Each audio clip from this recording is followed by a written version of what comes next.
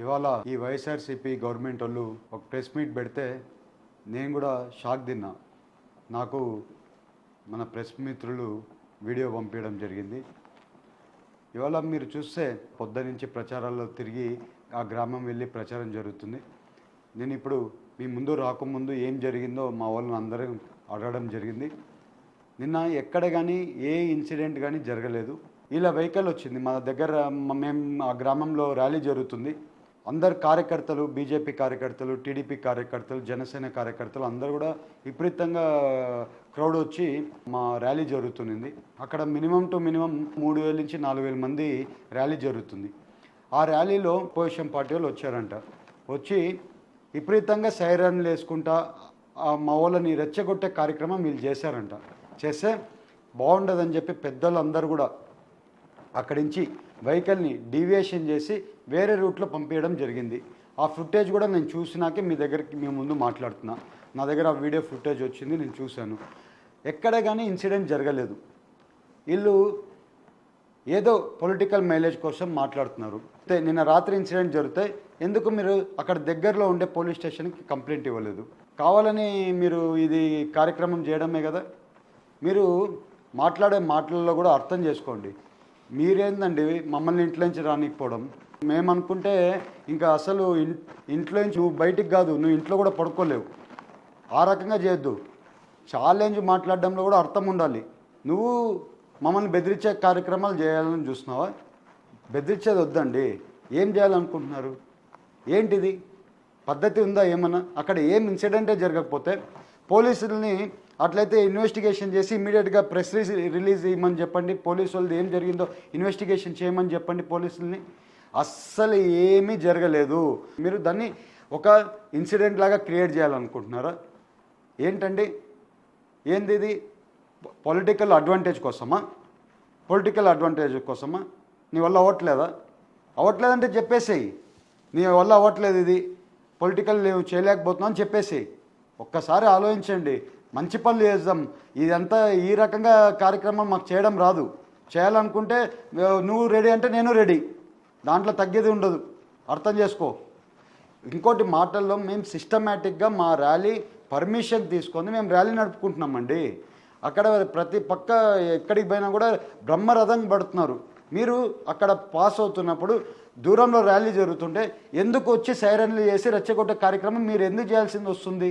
మీరు ఎందుకు చేశారు? మీరు ఒక ప్లాన్డ్గా వెళ్ళండి. అక్కడ ర్యాలీ జరుగుతుందా లేదా మీ వాళ్ళు ప్లాన్డ్గా చెక్ చేసుకోమనండి.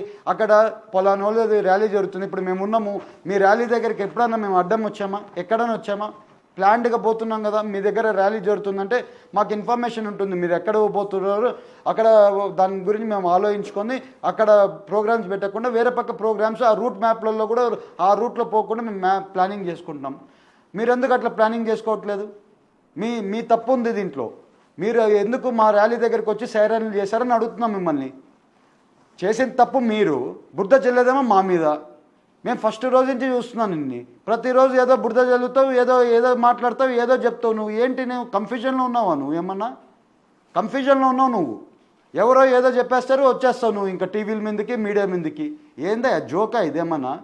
మీ జగన్మోహన్ రెడ్డిని నువ్వు ఏదో ఫాలో అవుతావంట. మీ జగన్మోహన్ రెడ్డియే కోడికత్తి, మీ జగన్మోహన్ రెడ్డి గొడ్డేలి, వాళ్ళు చిన్న నాయనని చంపారు.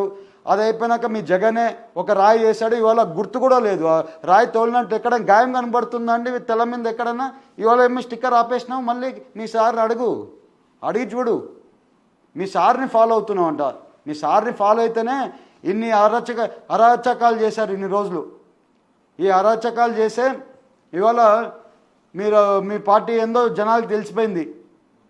ఎక్కడ పడితే అక్కడ దాడులు చేశారు ఈ 5 ఏళ్లలో. ఒక ఎస్సీ ఎస్టీ వాళ్ళని చంపితే డోర్ డెలివరీ చేశారు మీరు అర్థం చేసుకోవాలి. మీ ఎమ్మెల్సీగా డోర్ డెలివరీ చేశారు. మాకు ఆ రకంగా కార్యక్రమాలు ఇవన్నీ ఈ రకంగా ఇది చేయడం రాదు మాకు. మేము ఎంతో కష్టపడి ఈ పొజిషన్కి వచ్చామండి. మమ్మల్ని ఏదో బురద చల్లే కార్యక్రమం చేయాలనుకుంటున్నారు మీరు. అది జరగదు. ఎందుకంటే ఏలూరు ప్రజలకి నేను ఎలాంటి వాడినో తెలుసు. ఏలూరు ప్రజలకి మీరు చెప్పాల్సిన అవసరం లేదు. వాళ్ళకి ఇలాంటి కార్యక్రమాలు మేము చేయలేదండి. అక్కడ మీరు వచ్చారు, కారు డైవర్షన్ వెళ్ళిపోయింది. దీన్ని దీన్ని మీరు కావాలని ఇష్యూ చేయాలనుకుంటున్నారా? ఏంటండి ఇది? ఏమన్నా అర్థం ఉందా? పోటాపోటీగా నువ్వు ప్రచారం చేయి, నేను ప్రచారం చేద్దాం పోటాపోటీగా, నో ప్రాబ్లం. రిజల్ట్ అనేది దేవుడు డిసైడ్ చేస్తాడు. అది మనం మంచి పనులు చేస్తుంటే దేవుడు డిసైడ్ చేస్తాడు, జనాలు డిసైడ్ చేస్తారు, దేవుడు ఉన్నాడు పైన. నువ్వెవరు ఈ రకంగా ఆరోపణలు చేసేది? నువ్వేంది నన్ను ఆపేది? మా వాళ్ళకే నువ్వు ఛాలెంజ్ ఇస్తున్నావు. అసలు వద్దు, నువ్వు ఛాలెంజ్ ఇస్తే మా ముందు నిలబడాలంటే కష్టం బై. నువ్వు అర్థం చేసుకో బ్రదర్, కొంచెం అర్థం చేసుకోవాలి. నువ్వు అంత ఈజీగా నువ్వు చెప్పిన దక్షం మేము ఏదో షేకం అయిపోతాం అనుకుంటున్నారేమో, అట్లా ఉండదు.